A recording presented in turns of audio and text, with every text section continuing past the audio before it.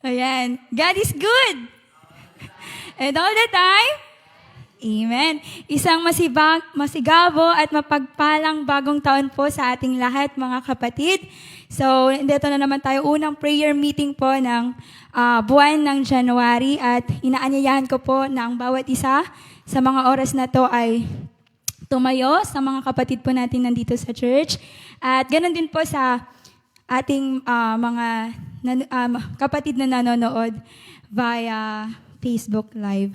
So, bago po natin umpisahan ang gawain ito, awitin po natin ang kantang Pusong Dalisay at patuloy po tayong dumulog sa Panginoon sa oras na ito. Hallelujah. Pusong dalisay ang aking nais, nalikhain mo, Diyos, para sa akin. Pusong dalisay ang aking nais, nalikhain mo, Diyos, para sa akin. Isang pusong tapat na sa'yo'y nagmamahal, isang pusong sa'yo'y walang alinlangan, isang pusong itinitibok na ika'y parangalan, handog ko'y pagpupuri sa'yo lamang, Jesus. Minsan pa, pusong dalisay ang aking nais, Dalikhain mo, Diyos, para sa akin. Ang dalisay ang aking nais. Dalikhain mo, Diyos, para sa akin. Isang pusong tapat na sa'yo'y nagmamahal. Isang pusong sa'yo'y walang alinlangan. Isang pusong itinitibok na ika'y parangalan. Handog ko'y pagpupuri sa'yo lamang, Jesus. Isang pusong tapat na sa'yo'y nagmamahal. Isang pusong sa'yo'y walang alinlangan. Pusong itinitibok na ika'y parangalan. Handog ko'y pagpupuri sa'yo lamang, Jesus. Handog ko'y pagpupuri sa'yo lamang, Jesus. Hallelujah. So, lahat po tayo ay manalangin. Hallelujah. Panginoong Diyos, mabuti at dakila sa aming mga buhay. Maraming salamat po sa oras na ito na kami po ay inyong pinagtipon-tipon sa inyong simbahan, Lord God. At Panginoon, kami rin po ay nagpapasalamat, Lord, sa panibagong taon na inyo pong ibinigay sa amin, Lord. At sa oras pong ito, patuloy po kami, Panginoon, na nagpapakumbaba sa inyong harapan, Lord. Tulungan mo po ang bawat isa sa amin, Panginoon, na maihanda, Lord God, ang aming sarili sa aming maririnig na inyong mga salita. Ganun pa man, Panginoon, sa mga bagay, Panginoon, na aming nagawa, Lord God, mga bagay na hindi nagbigay kalugod-lugod sa inyong harapan. Tulungan niyo po, Panginoon, ang bawat isa sa amin na mag-focus sa inyo at patuloy niyong linisin ang puso ng bawat isa sa amin. Salamat po sa gabing ito. Sa araw na ito, Lord God, na binigyan niyo kami ng kalakasan. Ganon din, Lord God, sa magbibigay, Panginoon, ng mensahe niyo, Lord God, sa gabing ito. Bigyan niyo po siya ng kalakasan, Lord. Itago niyo po siya sa inyong kahinaan, Panginoon, at patuloy niyo po siyang i-bless. At nawa, Panginoon, ang inyong salita ang siyang maiparating sa amin, Panginoon, ng malinaw, Lord God, at nauunawaan, Panginoon. Bigyan niyo rin kami, Panginoon, ng sapat na pangunawa, Lord God, nang sa ganon ay maintindihan namin, Panginoon, ang inyong salita at magamit po namin sa aming pang-araw-araw na pamumuhay. Salamat, Lord, at patuloy niyong i-bless ang gawain ito, ang bawat isa na nandito at sa mga kapatid po namin na nanonood, Lord God. Patuloy niyo silang pagpalain. Buksan niyo po ang aming mga puso at isipan, Lord God, sa gabing ito. Thank you, God. At ganoon din, Panginoon, sa pagdako po namin, Lord God, sa aming panalangin, Panginoon. Tulungan niyo po ang bawat isa sa amin na patuloy na manalangin, Lord God. Mabigyan kami ng sapat na puso, Lord God, tamang motibo sa aming paglapit sa inyo. Tulungan niyo ang bawat isa, Lord God, na patutong ipanalangin, Panginoon, hindi lamang ang pangsarili namin kagustuhan, Lord. Ganon din, Panginoon, para sa mga adhikain, Panginoon, ng church namin at ganon din sa aming mga kapatid, Panginoon. Tulungan niyo po ang bawat isa sa amin, Lord God, at lahat po ng gawain na natitira pa sa gabing ito ay pinagkakatiwala po namin sa inyo, Lord God. Ito po ang aming dalangin sa pangalan ni Jesus. Amen. Ayan, so maririnig na po natin ang salita ng ating Panginoon sa gabing ito. Tinatawagan ko po si Pastor Ryan J. Vidal. Yan, praise the Lord. Mapagpalang gabi po sa bawat isa sa atin.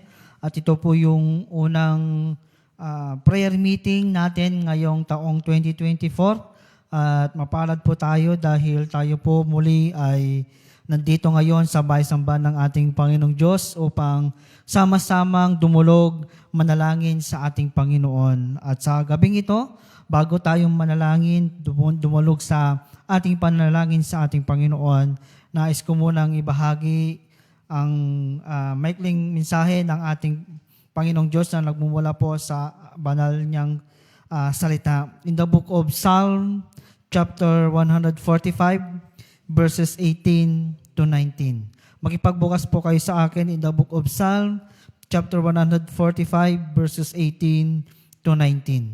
Ganito po ang pagkasabi, siya'y nakikinig at handang tumulong sa lahat ng tao. At sino mang taong pagtawag sa kanya'y tapat at totoo. Bawat kailangan ng taong tapat at may takot sa kanya, kanyang tinutugon at kung nagigipit, hinahangon niya sila. Pagpalain ng salita ng ating Panginoong Diyos. Dito po makita po natin in the book of Psalm chapter 145, sinabi po ni Haring David itong verse na ito in verse 18 to 19. Sa mga verses 1 to pababa, makita po natin yung sinabi po ni King David kung gaano kadakilang ating Panginoong Diyos. Sinabi niya kung gaano kabuti ang Panginoon, yung grasya ng Panginoong Diyos sa kanila, yung kung gaano siya kadakila sa buhay po niya at sa buhay po ng mga Israelita. At dito po makita po natin in verse 18, sinabi niya na siya'y nakikinig at handang tumulong sa lahat ng tao. At sino mang taong pagtawag sa kanya'y tapat at totoo. Makita po natin na sinabi ni David, kasi naranasan po niya yung tulong ng ating Panginoon Diyos. Naranasan po niya yung habag ng ating Panginoon. Naranasan po niya yung kadakilaan, yung kabutihan ng Diyos sa kanyang buhay. Kaya nga itong chapter na ito, sinabi niya yung papuri niya sa ating Panginoon. Sinabi niya yung kabutihan ng Diyos. Sinabi niya yung goodness ng ating Panginoong Diyos. At sinabi niya na napapangaral na ang mga taong tapat at totoong tumatawag sa Kanya ay nakikinig siya sa bawat taong tapat at nakikinig sa ating Panginoon. Dito sinasabi ni David, kasi nga po si David, alam naman natin na siya po ay naging tapat sa ating Panginoon. Siya po ay naging totoo sa ating Panginoon. Siya po ay talagang nanampalataya sa ating Panginoon. Makita po natin yung pagdulog ni David ay patuloy na pinapakinggan ng Diyos ni Yahweh. Yung bawat panalangin po niya, yung bawat pagdaing ni David ay naranasan po niya yung pagsagot ng ating Panginoong Diyos sa kanya. Kaya nga sinabi niya na dito in verse 18 na sa bawat taong tapat sa ating Panginoon at totoo ay nakikinig ang Diyos. Sa atin po, kung tayo po ay nagiging tapat sa ating Panginoon, tayo po'y tapat na dumudulog sa harapan ng ating Panginoong Diyos, tayo po'y tapat na nanalangin sa ating Panginoon, ay sabi niya, handa siyang makinig at siya'y nakikinig at handang tumulong. Yan, napakaliwanag ng sinabi ng salita ng ating Panginoong Diyos na handa siyang makinig at tumulong sa mga taong tapat sa Kanya at totoo. Kung tayo po'y nagiging tapat sa ating Panginoon, paano natin maipapakita yung katapatan natin sa ating Panginoong Diyos sa pamagitan ng pagtawag natin sa Kanya, yung pagpuri natin sa Kanya, yung pananalangin natin sa Kanya, sa pamagitan po ng dinidesire ng ating puso. Makita natin yan yung pagiging totoo natin sa Kanya. Kung totoo tayong nananalangin sa Kanya, yung tapat tayong nananalangin sa Kanya, yung katapatan natin ay nakikita sa ating mga puso. Kung ano yung pinapanalangin natin, nakikita din yan yung katapatan po natin sa Kanya. Sa gabing ito, ngayong 2024, alam ko may mga panalangin po tayo. Maging tapat tayo sa Kanya, sa ating panalangin, sa ating pagpuri sa Kanya. Maging tapat tayo at maging totoo tayo lagi sa ating Panginoon. Dahil nakikinig siya sa mga tapat at totoong nananalangin at nagpupuri sa Kanya. Napakaliwanag din in verse 19 na sa bawat kailangan ng taong tapat at may takot sa Kanya, Kanyang tinutugon at kung nagigipit, hinahango sila. Makita natin na in verse 18, siya nakikinig at handang tumulong sa lahat ng tao. Pero po, sinabi niya din lang sa bandang baba na talata, ang sino man naging tapat at totoo lamang sa Kanya. Kaya ibig sabihin, hindi lahat ng taong nanalangin sa Kanya ay pinapakinggan niya, kundi kung sino lamang yung taong tapat at totoong nanalangin at nagpupuri sa Kanya. At ang bawat kailangan ng taong tapat, dito na, kapag tayo tapat at totoo sa Kanya at anuman yung kailangan natin sa Kanya, ay Kanyang tinutugon. Kanyang sinasagot ang bawat panalangin natin. At sabi niya, kung tayo'y nagigipit, handa niya tayong iligtas. Handa niya tayong tulungan. Handa niya tayong pakinggan sa lahat po ng ating mga daing sa Kanya. Sa gabing ito, mananalangin muli tayo sa ating Panginoon.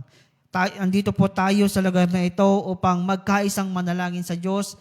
Andito po tayo para magkaroon tayo ng time na manalangin dito sa bahay-samba ng ating Panginoon. Huwag nating kalimutan yung pagiging tapat natin sa Kanya. Huwag nating kalimutan na dapat tayo ay maging totoo sa Kanya. Yung panalangin natin dapat ay maging tapat at totoo. At kung ginagawa po natin yan, bawat panalangin po natin ay pinapakinggan ng ating Panginoon at ang bawat daing natin sa Kanya at ang bawat mga kailangan natin sa Kanya ay Kanyang tinutugon. Diba? Sa pamagitan ng prayer po ay sinasabi natin sa Kanya yung mga kailangan natin. Sa pamagitan ng panalangin po natin, bawat problema natin, doon natin nasasabi. Bawat mga pagsubok natin kinakaharap, doon tayo humihingi ng tulong sa Kanya. Sa bawat may mga kailangan tayo, sa pamagitan ng panalangin, tayo pa ay humihingi sa Kanya. Kaya nga, i-check natin lagi ang ating mga motibo, i-check natin lagi ang ating mga puso, na kung tayo nga ba ay totoo at tapat na nanalangin sa Kanya. Kasi nga po, kung hindi tayo nagiging tapat at hindi tayo totoong nanalangin sa Kanya, nakagaya lamang tayo ng mga sinabi ng Book of Matthew, na sila'y pakitang tao lamang na nanalangin. Na sila'y pumupunta yumuyo ko, nanalangin, pero po sinabi mismo ng salita ng ating Panginoon na natanggap na nila ang kanilang gantimpala. Na sinasabi nila na pakitang tao lamang. Nawa po ngayong gabi, tayo mga nandirito, tayo po nanalangin sa Kanya, na nawa sa ating mga personal na panalangin, sa ating mga personal na pagdulog sa Kanya, sa bawat magkakasama tayong nanalangin, nawa po andun yung katapatan at totoong nanalangin sa Kanya. Kasi useless po yung mga panahon na ikaw ay yumuyo ko, ikaw ay dumudulog sa Kanya na sinasabi mong nanalangin ka, kung hindi tayo tapat at nagiging totoo sa Kanya, ay hindi niya pinapakinggan iyon.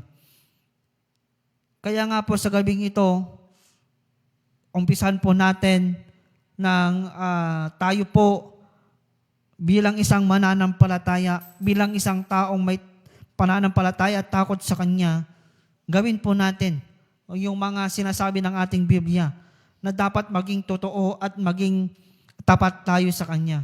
Oo, may pananampalataya tayo sa Kanya. Oo, tayo po ay anak ng Diyos. Pero po wag din natin kalimutan yung katapatan natin at totoong pananalangin po natin sa Kanya. Kasi kahit nasabihin nating anak tayo ng Diyos, kung hindi tayo totoo at nagiging tapat sa Kanya, useless po yung prayer po natin na sinasabi natin. Ang susi po para po makinig ang Diyos sa ating mga daing, mga panalangin.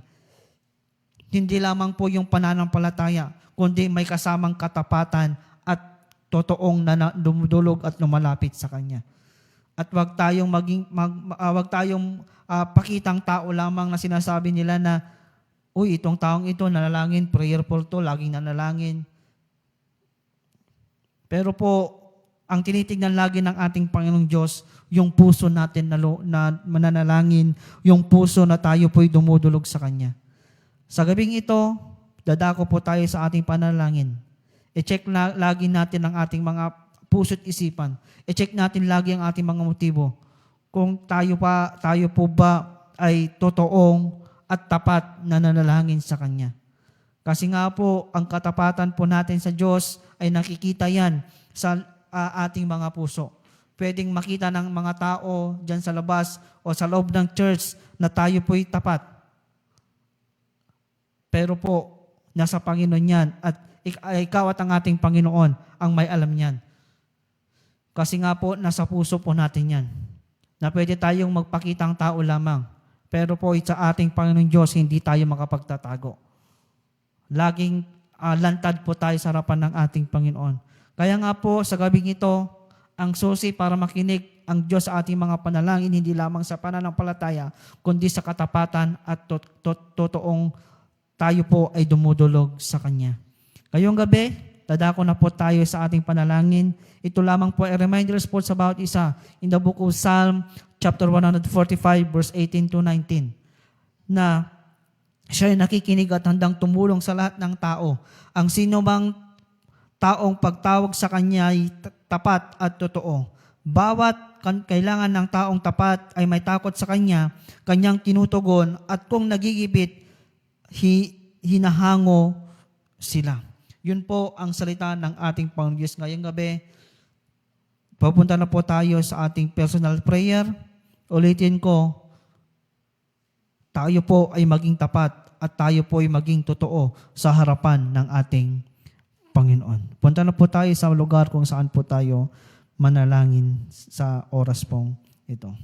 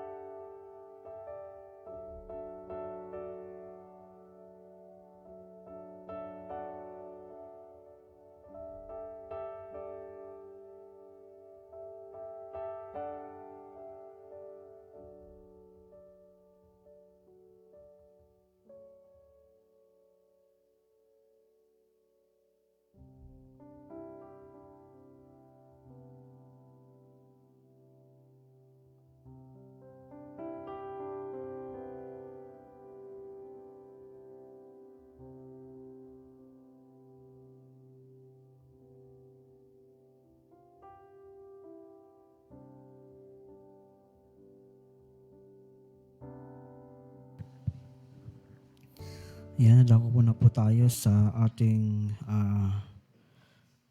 sama-samang panalangin. Sino po yung mga may prayer request? At patuloy nating idulog sa harapan ng ating Panginoon.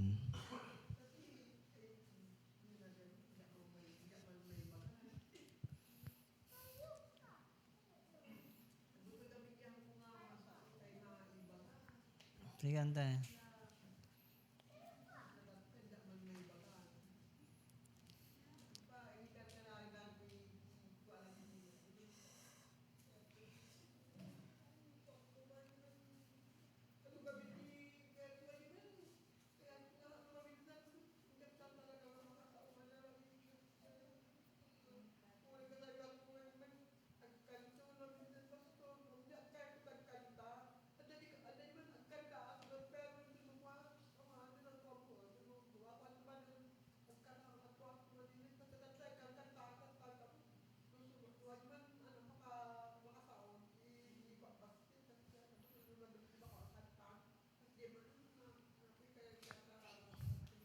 Pag-pray po natin si Sister Carol na healing sa kanya para po sa kanyang boses na minsan yan, healing sa kanya. Yan, pag-pray po natin siya. Sino pa po?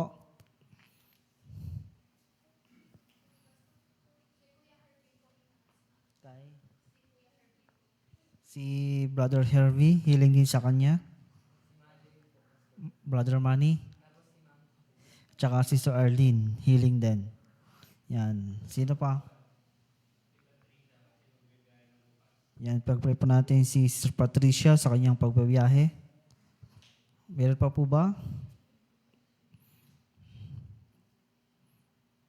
Yan. Kung wala na po, tayo lahat ay tumayo at yung mga prayer request po natin ay dulog natin sa ating Panginoon. Wala pang imposible sa ating Panginoong Diyos.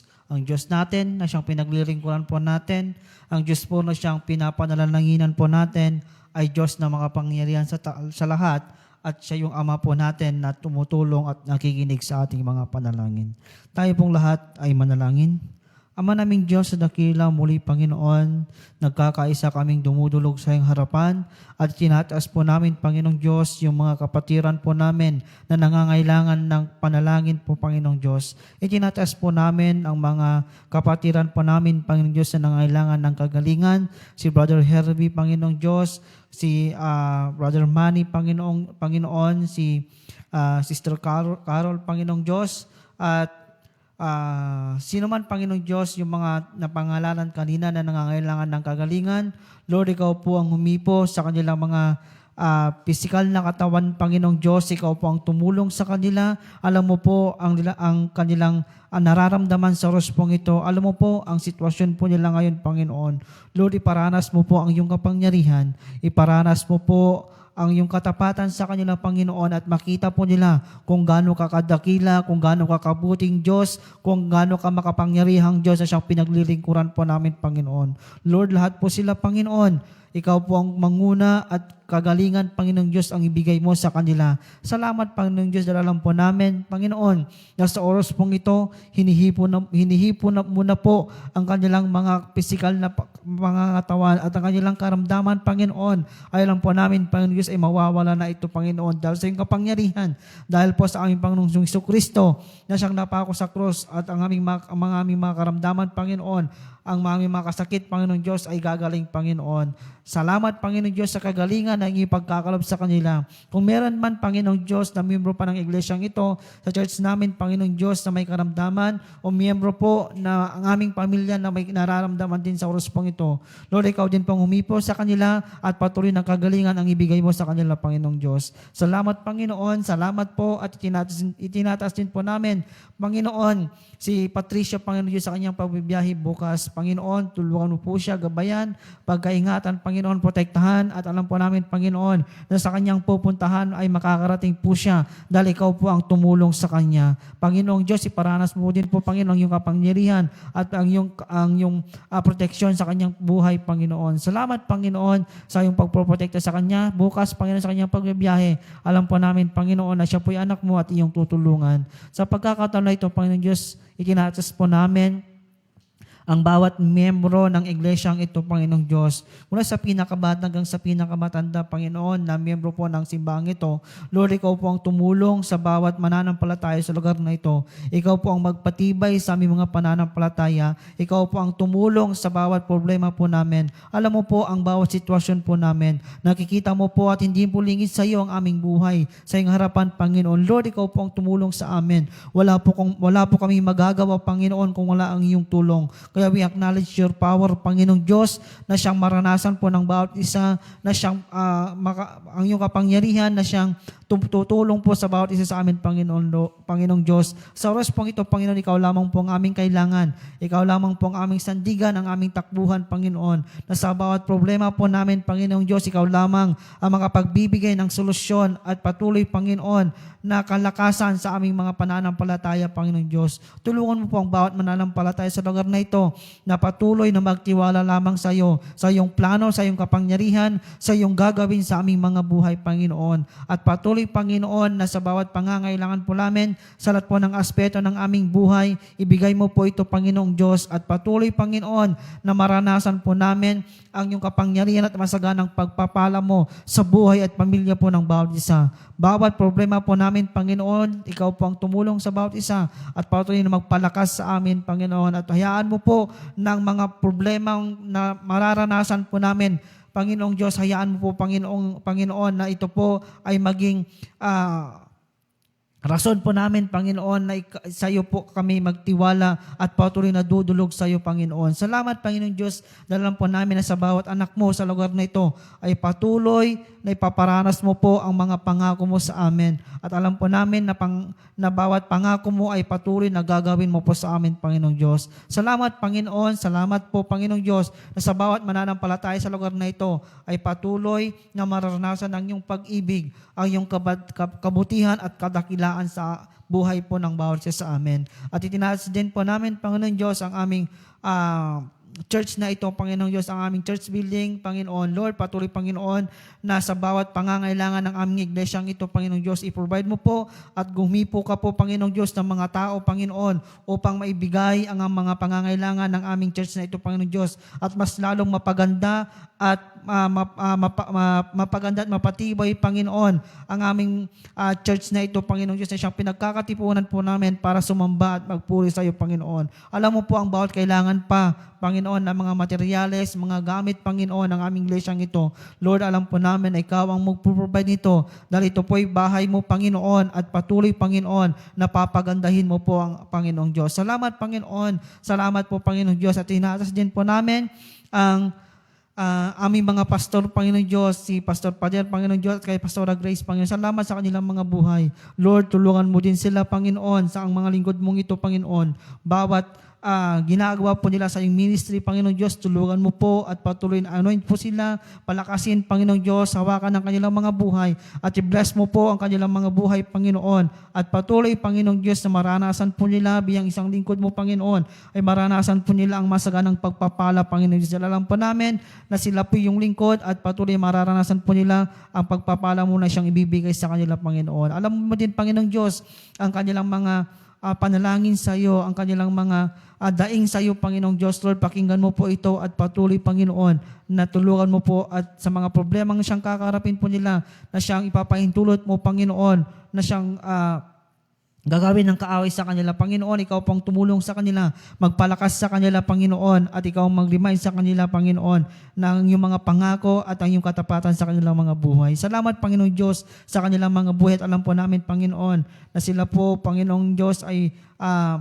lalakas at patuloy na tibay ang kanilang pananampalataya at patuloy na maging tapat sila sa ipaglilingkod sa iyo, Panginoon. Salamat, Panginoon, sa kanilang mga buhay at bawat church activities po namin, Panginoon, sa iglesyang ito, dito sa loob at sa labas, Panginoon, sa mga outreaches. Lord, ikaw po, Panginoon, ang tumulong at ang iyong kapangyarihan, ang iyong banal na Espiritu, nawa, Panginoon, ang siyang maranasan po namin. Hayaan mo po, Panginoong Diyos, ng aming mga gagawin, Panginoon, ay magbigay ng karangalan sa iyo at kapapurihan sa iyo, Panginoon. At ang iyong mga salita, Panginoon, is na bawat mapapakinggan po, Panginoon, ng mga uma-attend, Panginoong Diyos. Alam po namin, Panginoon, na itatanim mo po sa puso isipan po ng bawat isa at tulungan mo po ito, Panginoon, na gamitin mo po ito, Panginoon Diyos, upang mas lalong tumibay at magkaroon ng pananampalataya ang bawat makikinig, Panginoon. Salamat, Panginoong Diyos. Salamat po, Panginoon. At alam po namin na ibibless mo po ang bawat gawain po namin sa mga outreaches, sa mga prayer meeting po namin, sa mga dawn watch, Panginoong Diyos, family devotion, Sunday service, Panginoon Diyos, sa mga bawat ginagawa po namin, Panginoon, na papuri sa iyo at patuloy, Panginoong Diyos, na ikaw ang siyang manguna. Salamat, Panginoon. Salamat po, Panginoong Diyos. At sa gabing ito, salamat sa iyong mga salita na siya nag-remind po sa amin na dapat maging totoo at tapat po kami sa iyo, Panginoon, at sa aming mga panalangin. At alam po namin, Panginoong Diyos, na nakikinig ka sa bawat tapat sa iyo, Panginoon. Lord, sa gabing ito, Panginoon, sa aming pag-uwi, alam po namin, Panginoon, na ikaw ang tutulong at patuloy na mag-iingat pa sa bawat isa sa amin. Patuloy, Panginoon, iparanas mo po ang kapahingahan sa aming mga pagtulog mamaya, Panginoong Diyos, sa aming pag-uwi. Protektahan mo po ang bawat isa at patuloy na i-bless mo po ang buhay po ng bawat isa sa amin. Salamat, Panginoong Diyos, sa gabing ito, sa aming prayer meeting, Panginoon, sa bawat umatin sa lugar na ito, sa bawat nanood sa mga online, Panginoon. Alam po namin, Panginoon, na i-bless mo po ang bawat buhay po ng bawat isa sa amin. Salamat, Panginoon Diyos, sa gabing ito at patuloy, Panginoon, na iparanas mo po ang iyong grasya, ang iyong pag-ibig, kagalakan at patuloy na kasiyahan, kalakasan ng spiritual, Panginoon, at katibayan, Panginoon, ng aming spiritual na buhay. Salamat, Panginoon Diyos. Salamat po, Panginoon. At inaasin po namin ang mga offering na siyang malilikom po namin, Panginoon. Dalangin po namin na pagpalain mo po mga offering na siyang malilikom at patuloy i-bless mo po ang bawat buhay at bawat nagbigay, Panginoon. Salamat, Panginoong Diyos. Ito po ang aming dalangin sa pangalan ni Jesus. Amen and amen. Dalawa na po tayo sa ating pagbibigay ng ating mga offering. Tayo ay magbigay para sa Panginoon. Tayo ay magbigay para sa Panginoon.